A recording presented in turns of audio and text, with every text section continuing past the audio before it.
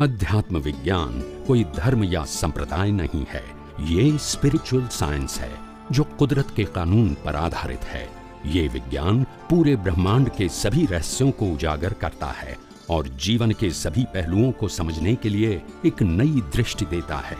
इसी को art of vision कहते हैं, दुनिया को देखने की एक नई दृष्टि, जो अध्यात्म विज्ञानी परम पूज्य स्वामी श्री कमलेशानंद जी के निर्देशन में सनातन सत्य का अनुसंधान कर हमारे जीवन को प्रकाशित करे। जय सच्चिदानंद। प्रश्न है, अज्ञान क्यारे खलास थाय के हूँ दरेक उदय अवस्था में सनातन सत्यनी दृष्टिनो उपयोग करूं? हवे जो हूँ दरेक उदय में सनातन सत्यनी दृष्टिनो उपयोग न करूं तो मारू संपूर्ण अज्ञान खलास न थाय अने मने केवल दर्शन संपूर्ण न थाय। बराबर। तो लास्ट बर्थ में कर्मो क्यांथी आवे छे? अर्जुन नी ने आपणे महावीर भगवान ની જે વાત કરીએ છીએ ને એ સમજવું છે। Very good. એટલે અજ્ઞાન ખલાસ થાય, જેમ જેમ અજ્ઞાન ખલાસ થતું જાય એમ તમારું ડેવલપમેન્ટ વધતું જાય, જેમ અજ્ઞાન ખલાસ થતું જાય ડેવલપમેન્ટ વધતું જાય અને એક દિવસે તમારું અજ્ઞાન સંપૂર્ણ ખલાસ થઈ જાય। હાજી બરાબર છે। હવે મારું દાખલો આપું છું તમને। મારો જન્મ થયો અને 60 આ જન્મમાં 80 વર્ષે મારું અજ્ઞાન ખલાસ થઈ ગયું।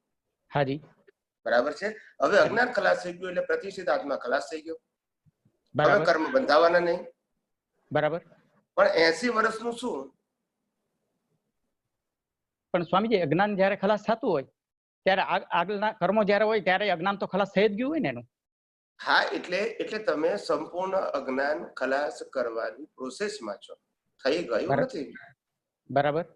અને પ્રોસેસમાં છો ત્યારે તમે જ્યારે જ્યારે અજ્ઞાનને ખલાસ કરવાનું ચૂકો છો અથવા તો પોતાના શુદ્ધાત્મા પદમાં રહ્યા વગર પ્રકૃતિને કુદરતી રચના તરીકે જ્યારે જ્યારે નથી જોતા તે અવસ્થા માટે તમે ત્યારે ત્યારે જવાબદાર છો।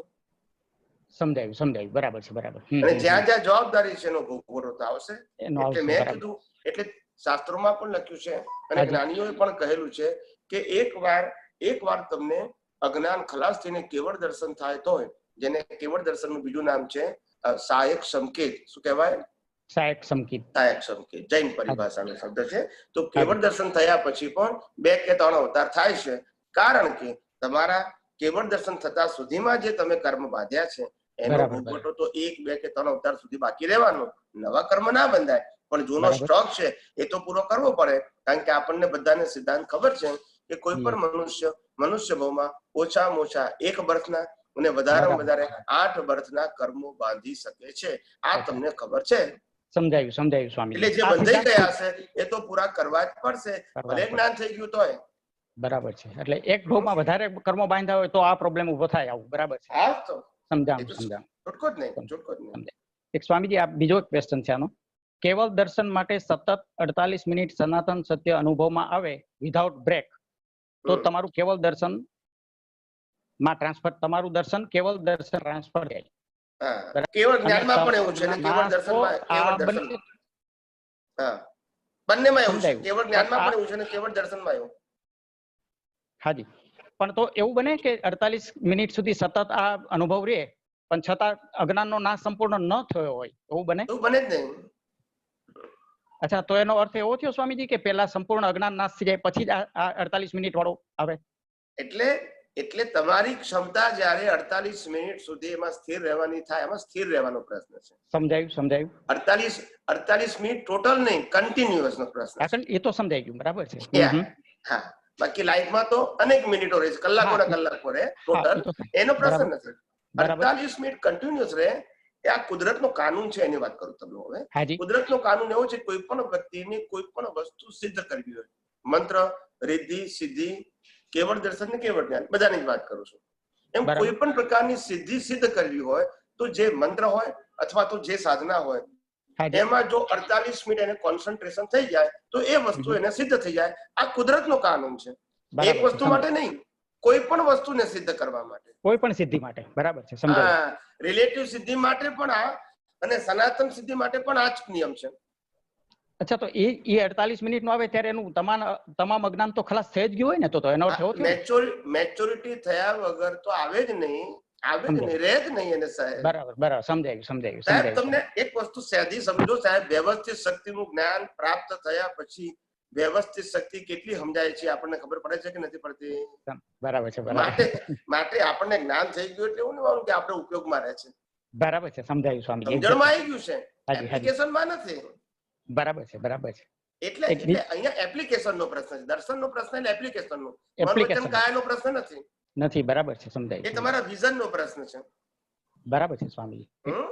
હાજી, એક બીજો એક પ્રશ્ન છે સ્વામીજી, અવ્યાબાદ સ્વરૂપ અને નિર્વેદક આ બે નો તફાવત શું છે સ્વામીજી? હા કહો સત્યકાંત, પાણી લાવજો. અવ્યાબાદ સ્વરૂપ અને નિર્વેદક સ્વભાવ. હા ગરમ લાવજો. નિર્વેદક કહું. અવ્યાબાદ એટલે બાધા પીડા સ્વભાવનો નથી, એને અવ્યાબાદ કહેવાય. મન વચન કાયા એ બાધા પીડા સ્વભાવના છે. બાધા પીડા એટલે કે એને સુખ દુઃખ ફીલ થાય છે. બરાબર. અને આત્મા અવ્યાબાદ સ્વભાવનો છે, એને બાધા પીડા નથી. બાધા પીડા એટલે શું? આવન જાવન. માણસના કર્મના ભોગોટામાં સુખ દુઃખ આવન જાવન છે. શું છે? આવન જાવન છે. આવે પાછું જતું રહે, દુઃખ આવે જતું રહે, સુખ આવે જતું રહે. આત્મામાં એવું બાધા પીડા નથી. આત્મામાં જે સુખ છે શાશ્વત છે. કેવું છે? શાશ્વત છે. અને બીજો શબ્દ કયો બોલ્યા? નિર્વેદક. નિર્વેદક એટલે શું સમજાય બોલો? હાજી, નિર્વેદક એટલે સ્વામી એવું કે વેદના જે થાય છે એ મને નથી થતી એમ. એટલે એ જવાબ છે એ પણ રિલેટિવ સત્ય છે. નિર્વેદક વેદવું એટલે જાણવું કહેવાય. શું કહેવાય? To feel. ફીલ. હા હા. વેદ ઉપરથી વેદવું શબ્દ આવ્યું છે. બરાબર. એટલે તમે પહેલો જવાબ આપ્યો તે સાચો છે, એ રિલેટિવ સત્યનો જવાબ છે. વેદવું એટલે વેદના, કારણ કે આપણે એ શબ્દથી વ્યવહારમાં યુઝ ટુ છે. હાજી. પણ ખરેખર વેદવું એટલે જાણવું કહેવાય. બરાબર. શું કહેવાય? પ્રકૃતિ સુખ દુઃખ ભોગે એનું જાણું છું, એ પ્રતિષ્ઠિત આત્માનો સ્વભાવ છે. બરાબર બરાબર. અને જેના પ્રકાશમાં જાણીએ છીએ તે શુદ્ધાત્મા છે. તે શુદ્ધાત્મા છે. બરાબર. પણ પેલો જાણે પ્રતિષ્ઠિત આત્મા, અને પ્રકૃતિ વેદે ફીલ કરે. પેલો જાણે. બરાબર, સમજાયું. ટુ નો એટલે એને જ્ઞાન દર્શન છે. પ્રકૃતિની અનુભૂતિ છે સુખ દુઃખની. સુખ દુઃખની અનુભૂતિ છે એની પાસે. બરાબર. પ્રકૃતિને ડિસ્ચાર્જ પ્રતિષ્ઠિત આત્માની હેલ્પથી સુખ દુઃખની અનુભૂતિ થાય છે. અને પ્રતિષ્ઠિત આત્મા લાઈવ છે એને જાણે છે ખાલી. બરાબર. હવે જો એ ભળી જાય તો એને સુખ દુઃખની અનુભૂતિ થાય તો નવા રાગદ્વેષ થાય. બરાબર છે. અને જાણે તો રાગદ્વેષ થાય નહીં. બરાબર છે. સમજાય મારી વાત? હાજી હાજી સ્વામી. હવે જાણે છે, જાણે ક્યારે શકે? કે એની પાસે જ્ઞાન દર્શન શુદ્ધ હોય તો જ, નહીતર નહીં. બરાબર છે. નહીતર ભળી જાય. નહીતર ભળી જાય. છૂટકો જ નથી એના આગળ, બીજો કોઈ ઉપાય જ નથી. સમજાય? હવે તમને સમજ્યા? હાજી હાજી સ્વામી, સમજાયું. એક છેલ્લો એક પ્રશ્ન સ્વામીજી છે. અધ્યાત્મ માર્ગમાં પુરુષાર્થ બે પ્રકારે થાય છે. એક પ્રકૃતિથી મુક્ત રહેવું એવો પુરુષાર્થ છે, અને બીજો આત્માના ગુણોની ભજના છે. આપ હમણાં એક સત્સંગમાં સમજાવતા હતા આ વાત, એટલે મને પહેલી વાત તો સમજાણી પ્રકૃતિથી મુક્ત રહેવું એ, પણ આ બીજું જે આત્મગુણોની ભજના છે એ પુરુષાર્થ મારે સમજવો છે થોડો વધારે ડિટેલમાં. હાજી. આત્માના ગુણોની ભજના જે વ્યવહાર જગતમાં જે આત્માના ગુણની ભજનાની વાત કરવામાં આવે છે વ્યવહાર જગતમાં, એ લૌકિક ભાષામાં એવું કહેવામાં છે કે આત્માના ગુણોને બોલવા એને આત્માના ગુણોની ભજના છે. જેમ કે હું અનંત જ્ઞાન વાળો છું 25 વાર બોલું, અનંત શક્તિ વાળો છું 25 વાર બોલું, અનંત સુખ વાળો છું 25 વાર બોલું, અનંત શક્તિ વાળો છું 25 વાર બોલું, અથવા 100 વાર બોલું, 108 વાર બોલું. એનીવે એકનો એક શબ્દ ગુણ રૂપે આત્માના ગુણ રૂપે મલ્ટીપ્લાય વખત બોલવો એને આત્માના ગુણોની ભજના કહે છે રિલેટિવ સત્યમાં. બરાબર. રિલેટિવ સત્યમાં. આધ્યાત્મ વિજ્ઞાનની અંદર આત્માના ગુણોની ભજના રિલેટિવ સત્ય તરીકે ના હોય, સનાતન સત્ય તરીકે હોય. બરાબર. એટલે ચેન્ટિંગ ના હોય, પ્રેક્ટિકલ હોય. કેવી હોય? લાઈવ આત્માના ગુણોની ભજના હોય. જે અવસ્થામાં મન વચન કાયા જે ફીલ કરે છે એ જ વખતે આત્માનો સ્વભાવ શું છે એ મારા લક્ષમાં રહેવો, એને હું આત્માના ગુણોની ભજના કરું છું. બરાબર છે. બરાબર. દાખલા તરીકે અત્યારે કોઈ પણ પ્રકૃતિને માનો કે કોઈ દુઃખ અનુભવે તો તે વખતે મને તરત જ ખ્યાલ આવવો જોઈએ કે પ્રકૃતિનો સ્વભાવ આ વેદનાને ભોગવવાનો છે. બરાબર. પણ હું પોતે તો આ ક્ષણે પણ નિર્વેદક એવો શુદ્ધ આત્મા છું. હું અને આત્માના ગુણોની લાઈવ ભજના કહું છું. સમજાયું બરાબર છે સ્વામીજી. હાજી સમજાય છે. મારી બુદ્ધિ કોઈ પણ વ્યવહાર અવસ્થામાં કન્ફ્યુઝ થઈ જાય. શું થઈ જાય? કન્ફ્યુઝ થઈ જાય. અને મને કોઈ રસ્તો ના મળે. તે જ વખતે પ્રતિષ્ઠિત આત્મા જે પુરુષાર્થ કરવા વાળો છે, પ્રકૃતિ તો પરિણામ વાળી છે, પરિણામ વાળી ફીલ કરે છે કન્ફ્યુઝન. તે જ વખતે પ્રતિષ્ઠિત આત્મા કે અથવા તેની દ્રષ્ટિમાં હોવું જોઈએ કે આ મન વચન કાયામાં ભલે કન્ફ્યુઝન છે, એનું દર્શન બુદ્ધિ સમજણ લિમિટેડ છે, પણ આ ક્ષણે હું તો અનંત દર્શન ને અનંત જ્ઞાન વાળો છું જ. એને હું લાઈવ આત્માના ગુણોની ભજના કરું છું. સમજાયું. એટલે તમારામાં ચેન્ટિંગ નહીં કરવાનું. ચેન્ટિંગ નહીં, બરાબર છે. એક અનંત જ્ઞાન પ્રેક્ટિકલ અનુભવ કરવાનો. સમજાય. જે વખતે આહારી આહાર કરતો હોય તે જ વખતે ખ્યાલ આવજો કે હું તો નિરાહારી છું. બરાબર, સમજાયું. જે વખતે વિહારી વિહાર કરતો હોય તે જ વખતે પણ હું તો નિર્વિહારી છું. નિર્વિહારી છું.